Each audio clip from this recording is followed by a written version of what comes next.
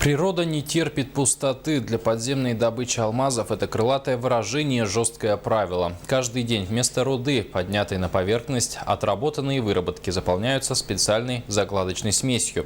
От ее качества зависит безопасность. Продолжит тему Лариса Удовенко. В этом году на мире должны выдать на гора 750 тысяч тонн руды.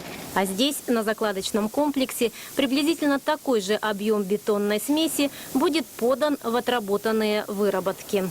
Чтобы не было пустот, чтобы был монолит, потом под ним они проходят новые выработки. То есть без нашей закладки не было бы рудника. Производство закладки – процесс, требующий простора. Потолки здесь высокие, оборудование громоздкое. В огромных конусообразных чанах, которые называются силосы, находится цемент или вяжущее, на профессиональном сленге малоклинкерное. Подача закладочной смеси в шахту осуществляется по мере необходимости. Мощность работающей мельницы такова, что приходится согласовывать заливку с другими службами рудника, чтобы не обесточить все предприятие. Но главное, конечно, качество закладки. Пока смесь подается в шахту, каждый час берутся пробы. Зачерпываются таким ковшиком и заливаются специальные формы. Этой железной палочкой размешивается, чтобы не было пустот. Маркируется, здесь ставится дата, марка смеси и время заливки. И оставляется на определенное время.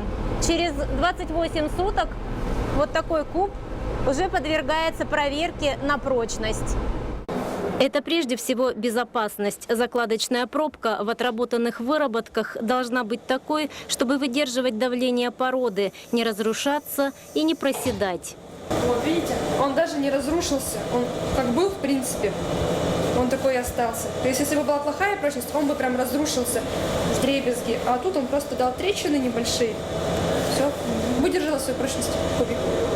Клинкер – основа для производства цемента, материал дорогой. 25–30% клинкера заменяется на мире местной породой – цеолитом. Здесь используют собственную уникальную технологию производства малоклинкерного вяжущего.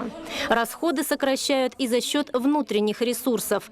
Так, соль и водные рассолы, которые в изобилии есть на руднике, прекрасно подходят в качестве компонента для мировской закладки. Со следующего года часть своей продукции закладочный комплекс будет производить и для рудника «Интернациональный».